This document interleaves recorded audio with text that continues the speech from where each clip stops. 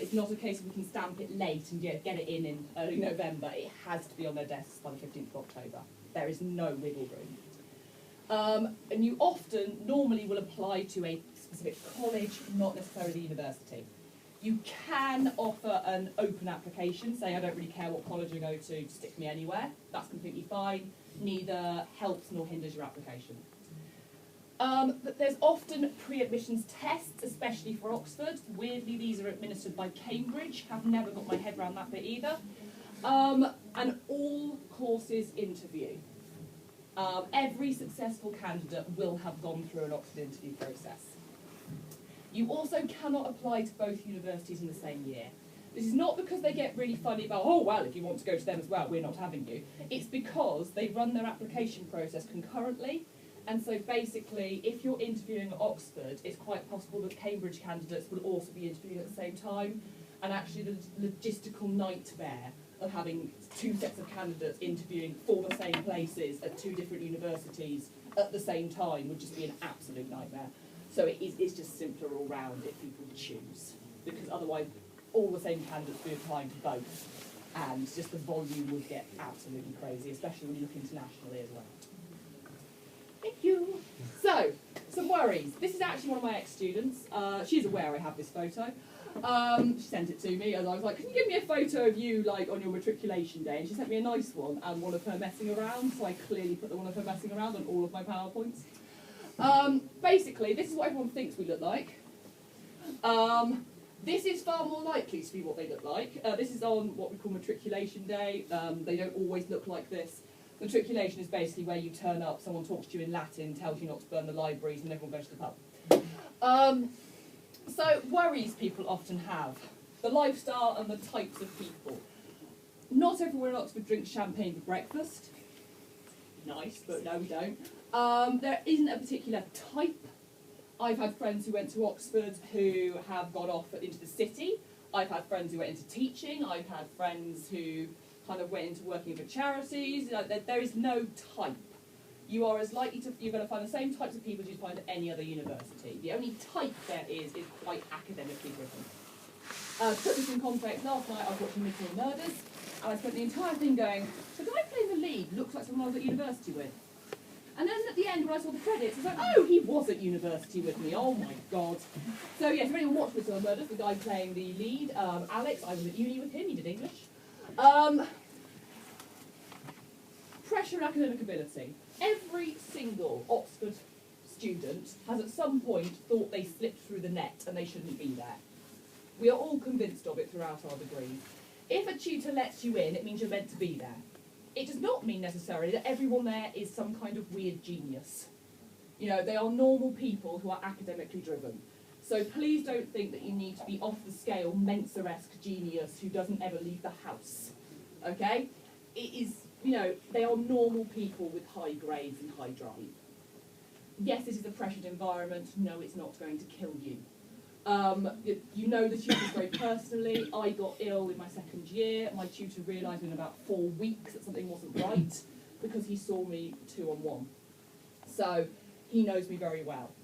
You do have a fantastic support network. I'm still very, very dear friends with one of my tutors who taught me for 4 years, because quite frankly, anyone has to teach me one-on-one for 4 years, and they're either really liking me or killing me. And the cost. It is actually no more expensive to go there than anywhere else. In fact, it's actually a bit cheaper in some ways. You only pay for your room or your accommodation for the 8 weeks of the terms, and then you'll normally go down, which means go home. So you don't pay for the backs, which is really nice. As I've already mentioned, books are a lot more easily available. You can get book grants easily. Also, the university basically has fought for you to get there.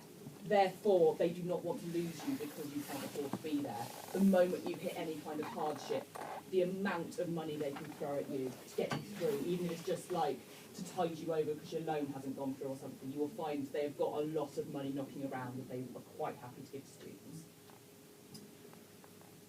So, what I like to see, I'm going to run through this very quickly. In terms of GCSEs, does it matter if you haven't got 8 A stars at GCSE? No, unless you're a medic, at which case, if you are a medic, yes, they like a really strong set of A stars at GCSE. I'm sorry, there's a lot of medics in the world. We quite like our doctors to be well qualified. and they are quite picky. For most other subjects, however, GCSEs, they would like to see a high percentage of A stars at GCSE. However, I have seen people get in, and my ex-tutees did it with Bs and Cs and Ds and failing history the first time round and applying for history. So, you know, it's not a strict rule. It's not a case of you just counted yourself out if your GCSEs were weaker, but now you are excelling at AS level. They are aware people grow up. You know, they change. But if you want, you know, as a starting point, really strong GCSEs, a high percentage of A stars. In reality, this will often mean maybe 6 or 7.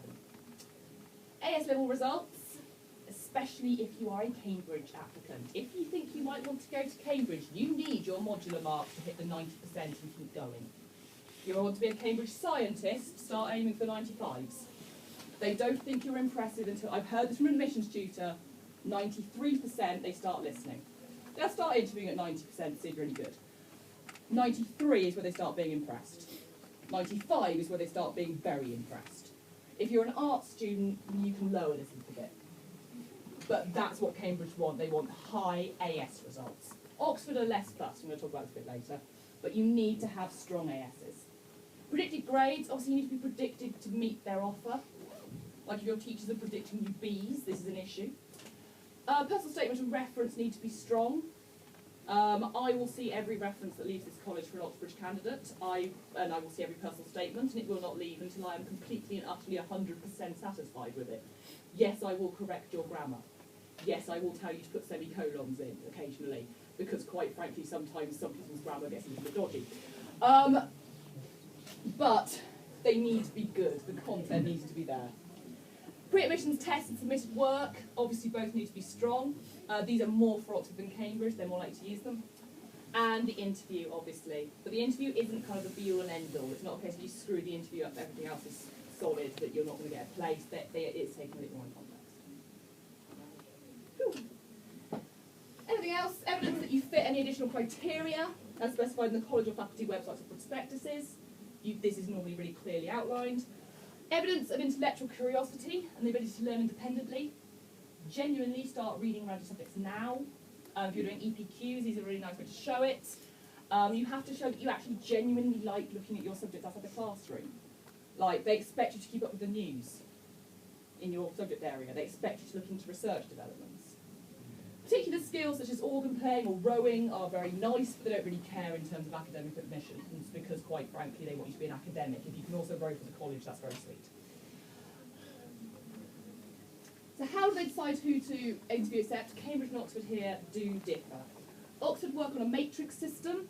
They will kind of score or balance students on exam grades so far, predicted grades, tutor reference, interview, personal statement, and pre-admissions tests. They will basically balance this off. If you screw one of these up, but the rest are amazing, fabulous. If you screw 2 of them up, the rest better be very amazing. But it's all about checks and balances. Cambridge are really, really emphasising AS scores. This year I had somebody who was a fantastic candidate who didn't get in because his modular scores, which are stellar, put him in the middle of the banding. He had an average of 91%. Okay, and I had another candidate who had an average of 86%, despite having 300% in one subject. He didn't get interviewed. So they really focus on your ASs. Offers are made in early January for Cambridge and for Oxford Sciences, A star AA, unless you're a mathematician at Oxford, in which case have 2 A stars. Why mathematicians need to be more highly qualified than doctors is still confusing me, but apparently mathematicians are about to take over the world. Most arts degrees at Oxford ask for AAA. They do not ask for an A star as yet. This changes each year. I keep an eye on it. Geography is starting to ask for an A star, but I check it each year and I will let you know. It's very clear on their websites. So, how to prepare. Key things to do: research, faculty websites, admissions websites, prospectuses, visits, summer schools. On the High Achievers page on Moodle, there are a list of summer school the ones that run at Oxford and Cambridge, and also ones that run elsewhere. These are really, really helpful. Sutton Trust and Unique are both free summer schools that are run at Oxford and Cambridge. And other universities, actually, in case of Sutton Trust. The Institute of Gomlin Keys at Cambridge talks about long-range preparation. You cannot start preparing for a Cambridge or Oxford application in the 6 weeks before you send it in. You have to start preparing now. You have to start reading around your subject. You have to start looking at the news. You have to start thinking about your AS scores. You have to be in a position where you are an interesting and engaged individual by September. You know, many of you probably are already. I teach some of you. I know you're lovely. But you need to be have it on paper, have the ability to get it on paper. So start thinking now. You need to have the books you want to read. You need to have the things you want to look into, websites to look at, things like that. Websites-wise, the Oxford Admissions and Cambridge Admissions websites are absolutely superb. Clearly they weren't designed by academics because they would be dodgy. They are brilliant. You can find things easily. They have snazzy videos with nice theme tunes on, and if that's not your style, they also have it written down with all of advice and guidance. Also, if you're ever stuck and I can't answer a question, my standard response will always be email an admissions tutor. They are actually nice people, like really nice people. They will answer your queries, they will talk to you, they desperately want people to apply, they want nice people to apply to them. They will always answer your questions, they'll always be very helpful. However, Oxford and Cambridge between them can take about 6,500 students a year. About 80% who apply cannot physically be offered a place. They won't fit, even if they are good enough. This means that every year I have a tantrum at Oxford admissions tutors. I am incensed on the behalf of at least a couple of students. You know, don't get me wrong, the ones who get in are always superb. I am always angry at people who are not allowed in, because that's my nature. I get very protective of my students.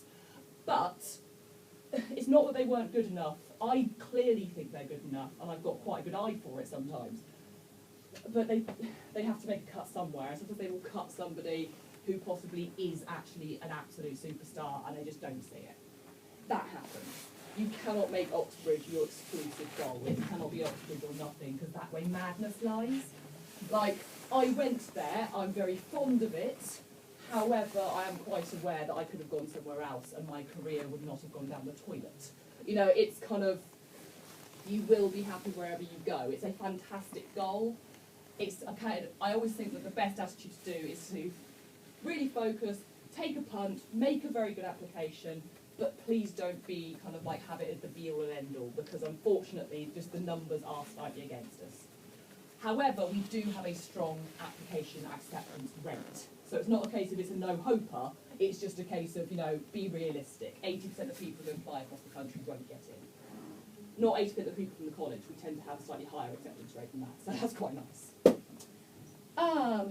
So is there any questions other than, are we all dying? Of piece exhaustion? Does anyone have any specific questions for me at all? Yep. Would you be better off doing 3 rather than concentrating on 3 A-levels rather than doing 4 to get those better grades? Basically, always ring fence and protect your core 3. If you are capable of sitting 4 and really, really kicking their asses, basically, and doing fantastically despite the fact that it's 4 A-levels, amazing, go for it. If you're already feeling a bit overloaded and you're just thinking, oh God, I'm already a bit stressed, I'm not really 3. It's all about the student. Are 4 A's better than 3 A's? Yes. Are 2 A's and 2 B's better than 3 A's? No. So basically, that's what you need to focus on. Again, the guy at Gomlin Keys, he basically said his heart sinks when he sees people come through with 5 A2s on their sheet, and he just looks at them, and they've got module marks that are really quite dodgy and low, and he's just like, well, if they can get that doing 5, they're clearly really bright. If they've done 4, they could have been right up there. So don't overstretch, basically. Anything else at all? Right. I'm happy to release people into the wild. If you